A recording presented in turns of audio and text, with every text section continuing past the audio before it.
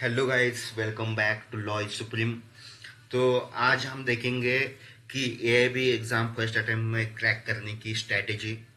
तो कैसे हम एआईबी एग्ज़ाम फर्स्ट अटेम्प्ट में क्रैक कर सकते हैं। तो पहले हम देखते हैं कि सब्जेक्ट वाइज जो भी मार्किंग है, कितने मार्क्स होते पर सब्जेक्ट, वो देखेंगे। तो अभी कॉन्स्टिट्यूशन का लिया तो कॉन्स्टिट्यूशन के लिए 10 मार्क्स रहते हैं। आईपीसी होगा तो 8 मार्क्स रहते हैं। सीआरपीसी के लिए 10 मार्क्स है। सीपीसी के लिए 10 मार्क्स है। अभी आईपीसी, सीआरपीसी, सीपीसी ये लॉ चेंज हुए हैं, पर उसका जो भी वेटेज है वो सेम ही रहेगा, 8 10 10। एविडेंस एक्ट है 8 marks. Alternative dispute redressal including 4 marks. Family law 8 marks. Public interest litigation 4 marks. Administration law 3 marks. Professional ethics 4 marks. Company law 2 marks. Environmental law 2 marks. Cyber law 2 marks. Labour and industrial law 4 marks. Law of tort including motor vehicle act and consumer protection law 5 marks. Law related taxation 4 marks. Law of contract 8 marks. Land acquisition 2 marks. Intellectual property laws 2 marks. तो इससे हमें पता चलता है कि सबसे ज़्यादा जो वेटेज है वो है कॉन्स्टिट्यूशन लॉ को, आईपीसी, सीआरपीसी, सीपीसी। तो ये देखा जाए तो 38 होगा। एविडेंस एक्ट 8 मार्क्स, ये हो गया 46। और उसके बाद है फैमिली लॉ 8 मार्क्स, ये हो गया 54। और उसके बाद लॉ ऑफ कॉन्ट्रैक्ट 8 मार्क्स, तो हो गया 62। तो ये इन जो मेजर सब्जेक्ट्स है इनके ऊपर आपको फोकस करना है। इनके सबसे ज़्यादा क्वेश्चंस आएंगे। पर क्वेश्चन 1 मार्क्स, ऐसा इसका वेटेज रहता है। तो कॉन्स्टिट्यूशन लॉ के आप 10 ऑफ 10 क्वेश्चन अगर आप अटेंड करते हो तो आपको 10 मार्क्स आपका स्कोरिंग हो जाएगा। उसके बाद आईपीसी के 8 क्वेश्चंस आप अटेंड करते हो तो 18 हो जाएगा। सीआरपीसी के 10 करोगे तो 28 होगा। सीपीसी के 10 करोगे तो 38 होगा। उसके बाद एविडेंस एक्ट करोगे तो 46 होगा। और यहीं पे आपका पासिंग जो भी है वो आपका क्लियर हो जाएगा और आप कॉन्फिडेंटली पास हो सकते हो। तो इस इनमें से ऑल क्वेश्चंस के आंसर आपको मिलेंगे या नहीं मिलेंगे ये बता नहीं सकते। तो मेजरली आपको जो मोर वेटेज है उनके ऊपर आपको फोकस करना है। जो भी आप स्टडी कर रहे हो, स्टडी की जो भी आप स्ट्रैटेजी बना रहे हो, तो उन स्ट्रैटेजी में आपको इस मेजर सब्जेक्ट्स को जिसका ज़्यादा वेटेज है उनको इंक्लूड करना है। उसके हिसाब से आपको स्टडी करना है। ये पहली बात होगी। अभी हम पुराना क्वेश्चन पेपर देखते हैं एआईबी 17 का। तो ऐसा क्वेश्चन पेपर सेट रहता है। यहाँ पे इंस्ट्रक्शन रहेंगे, उसके बाद आपका क्वेश्चन पेपर स्टार्ट हो जाएगा। तो अभी यहाँ पे देखोगे, the title of the constitution of India is laid down in article. तो इस क्वेश्चन से ही हमें पता चलता है कि एक क्वेश्चन जो है कॉन्स्टिट्यूशन लॉ का सब्जेक्ट है, क्वेश्चन है। दूसरा जो है constitutional provisions of fundamental rights, ये भी क्वेश्चन कॉन्स्टिट्यूशन ऑफ इंडिया का ही है, कॉन्स्टिट्यूशनल लॉ का ही। By which of the following amendment act of 1985 anti defection laws was added in the constitution of India, ये भी कॉन्स्टिट्यूशन का ही है। तो जो एआईबी 17 की एग्जाम हुई थी तो उनमें जो क्वेश्चंस आए थे वो सीक्वेंस वाइज आए थे। अभी हमने जो सीक्वेंस देखा यहाँ पे सिलेबस का sequence, AIB constitution law 10 marks. तो इसमें क्या हुआ था, कॉन्स्टिट्यूशन के जो 10 क्वेश्चंस है वो सीक्वेंस वाइज आए थे। पहले जो 10 क्वेश्चन है सीक्वेंस वाइज आए थे। अभी ये देखोगे तो यहाँ पे भी है यूनिफॉर्म सिविल कोड, ये भी कॉन्स्टिट्यूशन का ही है। आर्टिकल 16 ये भी कॉन्स्टिट्यूशन का है। मिनिमम नंबर ऑफ जजेस are to sit for the purpose of deciding any case involving substantial question of law, A B question है जो है आर्टिकल 143, ए बी कॉन्स्टिट्यूशन का है according to article 300A of the constitution India, ये भी constitution का है। फिर 9th वाला देखोगे, which of the following is not law according to article 13 of Indian constitution, ये भी कॉन्स्टिट्यूशन का है। Which of the following schedule deals with the union list, state list and concurrent list in the constitution of India, ये भी constitution का है। अभी 11वां जो क्वेश्चन है under section 82 and 83 of Indian penal code. तो आपको इस क्वेश्चन से पता चलेगा कि जो क्वेश्चन है ये इंडियन पिनल कोड का क्वेश्चन है, मतलब आईपीसी का क्वेश्चन है। तो ये आईपीसी का क्वेश्चन है, इसका आंसर बहुत ही सिंपल सा है। इसमें जो सेक्शन नंबर दिए, अभी मेरे पास बेयर एक्ट्स भी है, तो हम बेयर एक्ट्स पे जाते हैं। एक स्पेशली बेयर एक्ट्स बनाया हुआ है जो ऑल सब्जेक्ट्स के बेयर एक्ट्स कवर करता है। तो यहाँ पे देखोगे constitution law, IPC, CrPC, CPC. तो चलो तो स्टार्ट करते हैं आईपीसी से। कॉन्स्टिट्यूशन लॉ, तो कॉन्स्टिट्यूशन का ऐसा आपको इंडेक्स आएगा उसका, तो इंडेक्स में से भी आपको बहुत सारी चीज़ें मिल जाएंगे। अभी जो हमने क्वेश्चन यहाँ पे देखा था, तो हम क्वेश्चंस पे जाते हैं। तो अभी क्या करते हैं, हम पहले आईपीसी पे जाते हैं। 28 से आईपीसी स्टार्ट हो रहा है, तो पेज नंबर 28 आईपीसी। तो अभी जो क्वेश्चन आया था 11वां क्वेश्चन क्या था, under section 82 and 83 of Indian penal code an offence is punishable if it is done by a child. तो इसका जो है, तो आप सेक्शन 82, तो आपको इंडेक्स में चाहोगे आप, तो इंडेक्स में जो सेक्शंस दिया है यहाँ पे देखो, कंटेंट्स, उसके बाद सेक्शंस एंड पर्टिकुलर्स। तो क्या है, सेक्शंस के नंबर आएंगे और इसका सिंगल लाइन डिस्क्रिप्शन आएगा। तो आपको कौन सा बोला है यहाँ पे, आपको क्या कौन सा बोला है, 82 एंड 83। तो आपको इस यहाँ पे जाना है सीरियल नंबर में, तो यहाँ आपको मिलेगा 83, 82 and 83। Act of a child under 7 years of age, act of a child above 7 and under 12 of immature understanding. तो यही से भी आपको आंसर मिल जाता है, और कंफर्मेशन के लिए आप इन पेज पे जाके आप कंफर्म कर सकते हो। तो अभी क्या है, of below 7 years, of above 7 years, of but below 12 years having attained sufficient maturity and understanding, of above 7 years of age but below 10 years, ये नहीं है, above 7 years of but below 12 years not having attained sufficient maturity and understanding। तो इसका जो answer है वो D है, of above 7 years of age but below 12 years not having attained sufficient maturity maturity and understanding।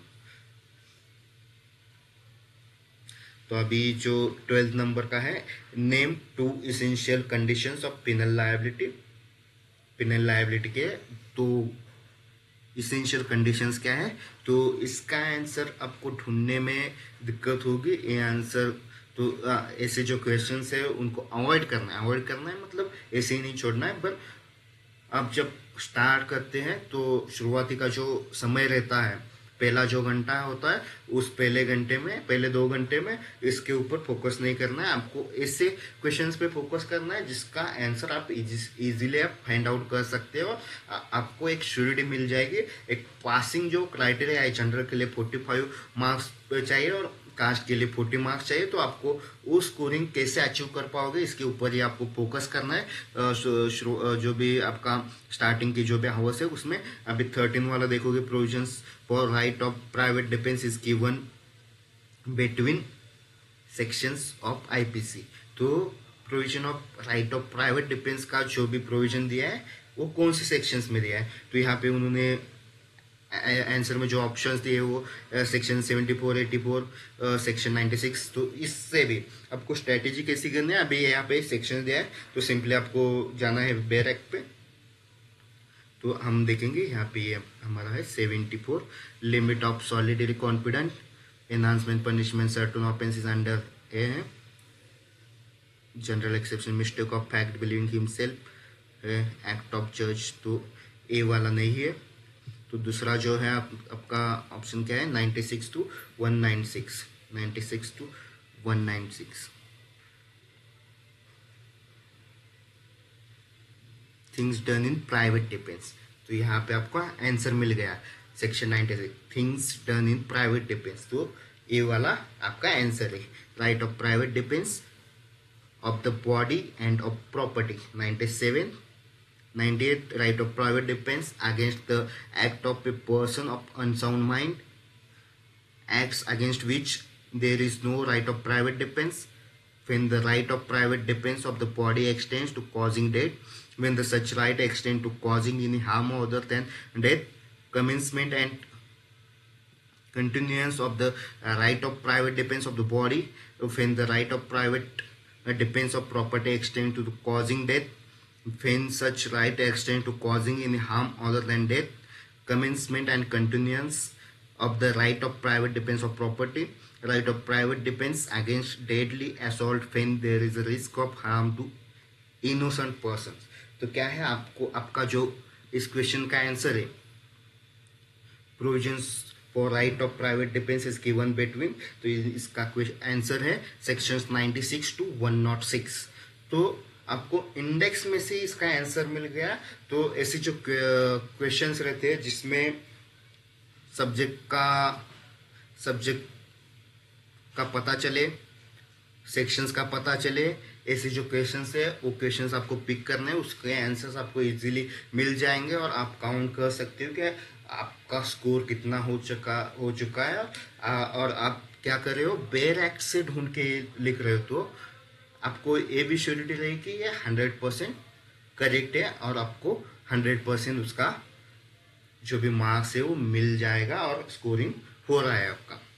तो ये हो गया। अभी ये the consent is not a valid consent under section 90 of IPC. तो इन सेक्शन 90 का इंडेक्स में जाओगे, उसके बाद जो भी पेज नंबर होगा उस पेज पे जाओगे तो उसका आंसर भी आपको मिल जाएगा। तो उसके बाद एक कॉजिंग ऑफ द डेथ, इसमें भी आपको सेक्शन दिया है 300, 200। Causing of death of child in the mother's home is not homicide as provided under. तो सेक्शंस हम जाएंगे, अभी यहाँ पे 300 बोला है ना, तो सिंपली हमको जाना है इंडेक्स में, सेक्शंस देखोगे तो यहाँ पे है culpable homicide, murder, culpable homicide by causing death of a person other than person whose death was intended, punishment for murder, punishment for murder by life convict, punishment for culpecide homicide not amounting to murder। तो इसके लिए आपको क्या करना है, simply उसका जो भी पेज नंबर होगा उस पेज नंबर पे जाके आप कंफर्म कर सकते हैं कि इसका आंसर क्या होगा।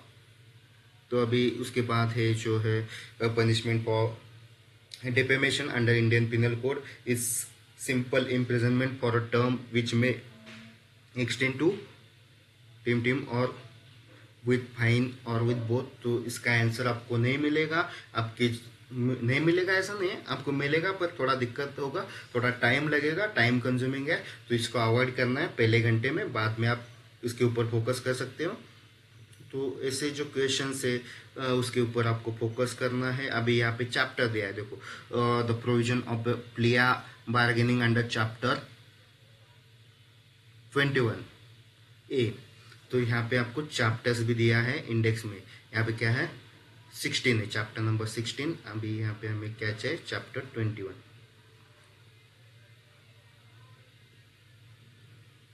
चैप्टर 18 हुआ, चैप्टर 19, चैप्टर 20, चैप्टर 21 डिफेमेशन। हम क्या था क्वेश्चन नंबर होता 21A ऑफ CRPC। तो हमें क्या मिला 21A। तो इसमें आपको चाहोगे तो आपको इसका आंसर मिल जाएगा। तो इससे है, इस तरह से आपको स्ट्रैटेजी रखनी है। अभी सेक्शन 125 अगर आप इस क्रिमिनल प्रोसीजर कोड, तो आपको इस क्वेश्चन से ही पता चल रहा है कि ये जो क्वेश्चन है ये CRPC का क्वेश्चन है। तो CRPC के सेक्शन 125 में आप जाओगे तो आपको इस क्वेश्चन का आंसर मिलेगा, पर आपको ये इसमें केस लॉज है। तो जो विदाउट कमेंट्स वाले बेयर एक्ट्स रहते हैं तो उनमें केस लॉज नहीं रहते हैं। तो केस लॉज जो है, जो इम्पोर्टेंट केस लॉज है उनको आपको पढ़ना होगा, स्टडी करना पड़ेगा, याद रखना पड़ेगा, तब आप जाके यहाँ पे अटेंड कर सकते हैं, क्योंकि विदाउट कमेंट्स वाले बेयर एक्ट्स में केस लॉस नहीं रहते हैं। तो यहाँ भी देखोगे CRPC का है कोड ऑफ क्रिमिनल प्रोसीजर 1978। तो इसका भी आंसर आपको मिल जाएगा सिंपली, जैसे अभी मैंने बताया वैसे। यहाँ पे ऑप्शंस में आपको सेक्शंस दिए हैं, तो सिंपली आपको इंडेक्स में जाके सेक्शंस देखना है, वहीं से आपको आंसर मिल जाएगा। तो ऐसे आपको स्ट्रैटेजी बनानी है।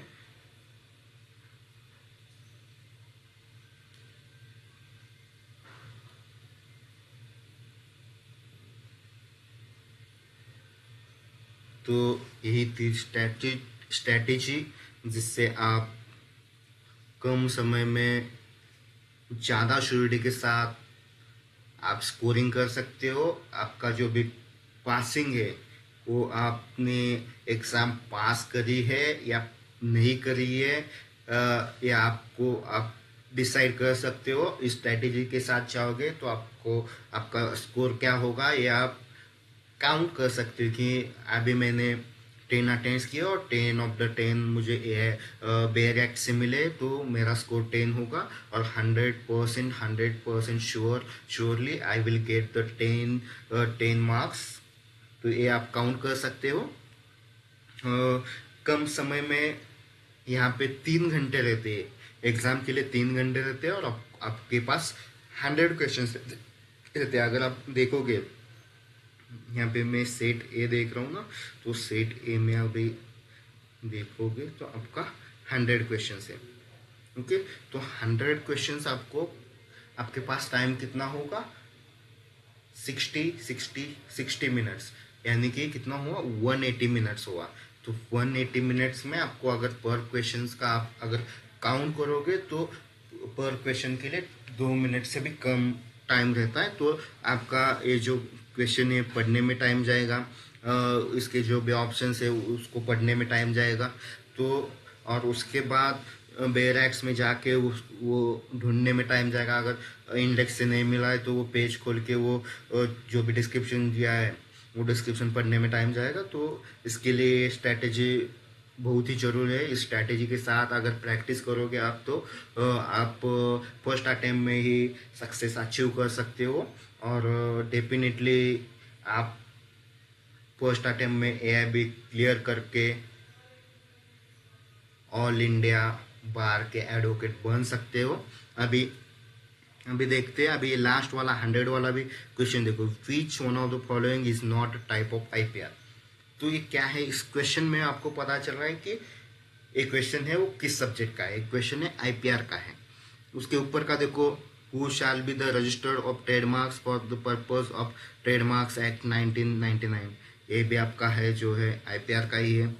तो ऐसे क्वेश्चंस में ये आपको पता चल जाएगा कि क्वेश्चंस किस सब्जेक्ट के। अभी 96 वाला देखोगे, which of the following is not a negotiable instrument as defined under the negotiable instrument act 1881। तो ये जो क्वेश्चन है वो नेगोशिएबल इंस्ट्रूमेंट एक्ट का क्वेश्चन है। इसके लिए आपको सेपरेट बेयर एक्ट मिलता है नेगोशिएबल इंस्ट्रूमेंट एक्ट का। तो अभी मैं दिखाता हूँ बेयर एक्ट्स की जो भी लिस्ट है। तो बेयर एक्ट्स की, हाँ, तो अभी ये बेयर एक्ट्स की लिस्ट है, कौन कौन से आपको बेयर एक्ट्स मिलते हैं सब्जेक्ट वाइज। तो आपको मिलता है constitutional law, IPC, CRPC, CPC, evidence act, alternative dispute redressal including arbitration act, Hindu marriage act, administrative law, advocates act 90 जो भी है वो, company law, environment law, cyber law, labour and industrial law, land acquisition, Pacific relief act. तो इससे आपको मिलते हैं अलग अलग। तो यहाँ पे देखोगे law of contract, properties laws, negotiable instrument act. तो आपको ये एक ही बेयर एक्ट में मिलेगा या अलग अलग मिलेगा। आप जिस पब्लिकेशंस के बेयर एक्ट्स खरीद रहे हो उसके हिसाब से वो अलग अलग रहेगा या एक में ही कंबाइंड रहेगा, वो पब्लिकेशंस के ऊपर डिपेंड रहता है। तो आपको यहाँ से मिल जाता है। तो आपको ये जो नेगोशिएबल इंस्ट्रूमेंट्स एक्ट है वो कितने मार्क्स को है, आप यहाँ पे देखोगे negotiable instruments act, property laws, specific act and law of contract 8 marks को है। तो इसमें से नेगोशिएबल इंस्ट्रूमेंट एक्ट जो है वो 2 मार्क्स का है। तो इसके ऊपर 2 ही क्वेश्चन आएंगे। लॉ ऑफ कॉन्ट्रैक्ट के ऊपर 2 आएंगे, स्पेसिफिक पे 2 आएंगे, प्रॉपर्टी लॉज पे 2 क्वेश्चंस आएंगे। तो अगर आपको यहाँ से अभी देखो, अभी मुझे तो एक ये मिला, स्पेसिफिक एक्ट का एक है, तो यहाँ से आपको मिलेगा कितने हैं, उसके हिसाब से अगर हो जाए तो आपको वो जो सब्जेक्ट हो साइड में रखना है। मतलब जो भी बेयर एक्ट है उसके, अगर कॉन्स्टिट्यूशनल लॉ के अभी मैंने बताया कि AIB 17 में सीक्वेंस वाइज आए थे, 10 क्वेश्चन हो गए। यहाँ पे आपका कॉन्स्टिट्यूशन 10 पे आपको हो गया, कॉन्स्टिट्यूशन का खत्म हो गया। कॉन्स्टिट्यूशन के सभी अटेंड किए, साइड में रख दो। फिर जो है उसके बाद जो आया अपना IPC, उसको ले लो, उसके 8 मार्क्स है तो उसके ख़त्म कर लो, उसका 8 हो जाएगा तो CRPC ले लो, उसके हो जाएगा तो साइड में रखना। ऐसे करके आपको मार्क्स काउंट करना है। फर्स्ट 2 आवर्स में आपको क्या करना है, 100% श्योर जो है बेयर एक्ट से जो मिल सकता है वही क्वेश्चंस अटेंड करने हैं, और आपको आपका जो स्कोर है उसको आपको काउंट करना है। एक बार आप पासिंग परसेंटेज जो है, पासिंग मार्क्स रिक्वायर्ड जो है, वो एक बार आप उसको क्रैक करते हो तो उसके बाद जो भी बचे क्वेश्चंस हैं उसके ऊपर, और जो भी आपको बेयर एक्ट से इजीली नहीं मिले हैं तो उसके ऊपर आपको फोकस करना है और वो अटेंड करना है। यही थी स्ट्रेटेजी। अगर आपको स्ट्रेटेजी अच्छी लगी आप ट्राई करके देख लेना। जो क्वेश्चन पेपर मैंने कल ही बताया कि कहाँ से डाउनलोड करना है, कैसे डाउनलोड करना है, इसके आंसर कीज भी आपको वहीं से मिल जाएगी। तो आपको सिंपली आप ट्राई कर लेना स्ट्रेटेजी के साथ। आप 3 घंटे का अंदर कितने मार्क्स स्कोर कर लेते हो, इसके ऊपर से आपको कॉन्फिडेंस आ जाएगा। तो आने वाली जो भी AIB 19 एग्ज़ाम है इसके लिए आप सबको बहुत सारी शुभकामनाएं। अगर वीडियो अच्छी लगी तो लाइक, शेयर एंड सब्सक्राइब करना। Thank you.